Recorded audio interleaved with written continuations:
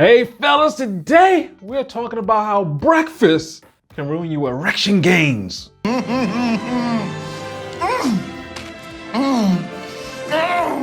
If you're having erection or ED issues, then you have to stay tuned because today we're talking about something that you're doing on a regular basis, maybe daily, that's messing things up for you. Today I'm going to talk about how this morning ritual you've probably been doing since a kid has been consistently messing up you down there. I mean, it's ruining all your hard work.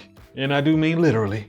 And hey, this is Brian, aka Uncle B. And of course, over here, we help you get your sexual performance game up. So you have to know all the information. And today specifically, we're going to talk about why the first thing you eat and when you eat can affect in terms of sabotaging or helping your erections. We're also going to break down how the Western normal breakfast is horrible. I mean, dang, is bad. And of course, if you like what you hear, go hit that subscribe button, that like button, that notification bell so we can get some more of this information to you. And what I'm going to do,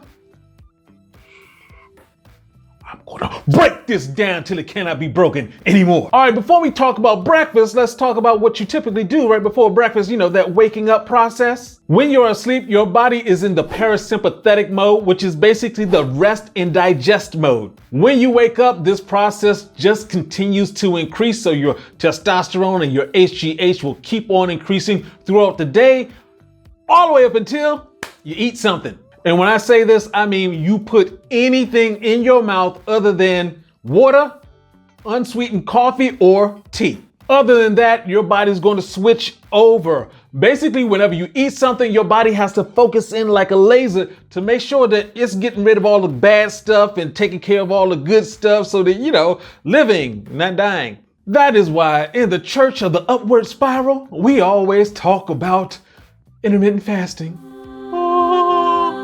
And the church say amens. Now let's go into your gut reaction, what's actually going on. When you're asleep, your body is finishing up digestion of what you just ate so it can get ready for the next meal. Your gut, or AKA your other brain, has billions of bacteria and fungi, and it's just going to work, breaking everything down and turning what you just ate into you.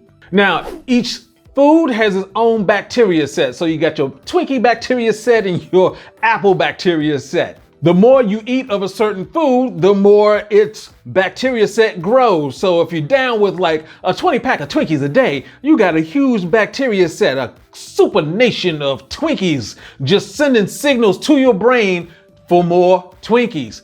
That's why you have those cravings. Where's the fucking Twinkies? The whole thought process of, I just got the taste for fill in the blank and I gotta have it now. All the chicken.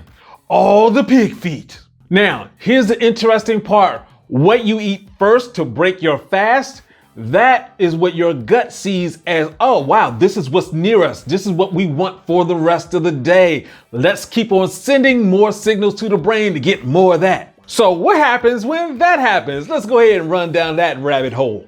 And let's go into something really quick that's not really just food. It's what you do a lot of.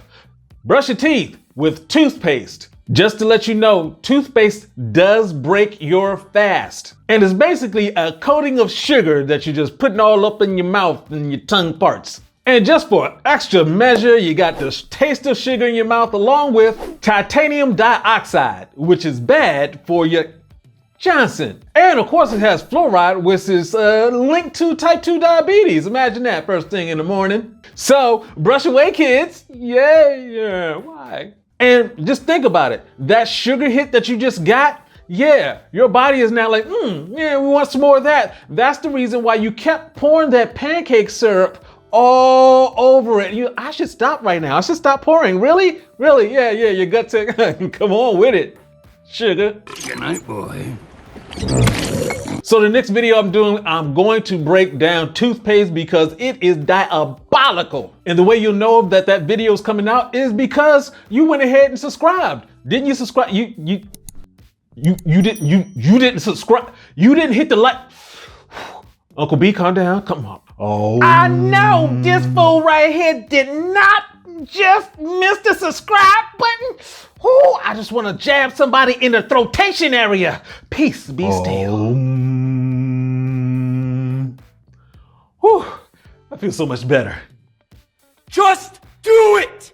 And when I say anything that you eat that passes your lips when you're breaking your fast, I mean anything. This includes protein shakes and beet juice that you're trying to do before your morning workout, all of that. You are high on testosterone first thing in the morning. Why are you gonna mess with that? Now let's get into the Western breakfast, which is all types of wrong. And our favorite, milk and cereal.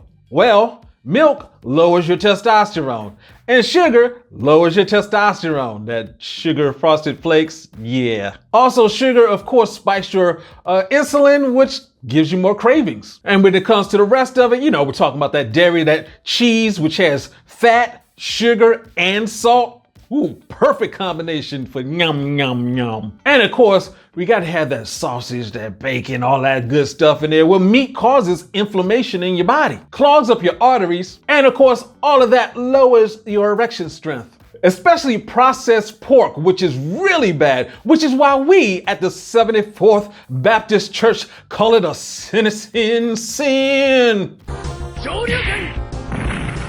Just give me a little for my cataracts. The salt also in the meats increases blood pressure, which of course messes with your erections. And as we know, plants lower inflammation, so you should be having that whenever you're trying to break your fast. So what can you do? Well, pretty much you can start with your intermittent fasting by stretching that out by an hour every day, every other week or something like that. So you can go from, I used to eat breakfast at 8 o'clock in the morning, then it was 9 o'clock, then it was 10 o'clock, then it was 11 o'clock. Keep on going for as long as you can. Right now, I'm typically eating between 1 o'clock and 2 o'clock in the afternoon.